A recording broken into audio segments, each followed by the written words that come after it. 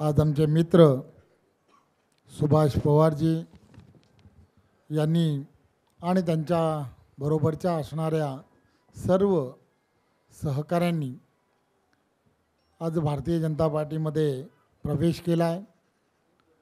त्यांनी त्यांच्या भाषणामध्ये, कतुरे साहेबांनी त्यांच्या भाषणामध्ये आणि कपिल पाटीलजी यांनी त्यांच्या भाषणामध्ये, सुभाष पाटीलजी त्यांचा सुभाष पवारजी आणि त्यांचे वडील सन्माननीय गोटीरामजी यांचं सगळ्यांचं असणारं कर्तृत्व या भागांमधलं त्याची सर्व ठाणेकरांना अतिशय चांगल्या पद्धतीने परिचय आहे।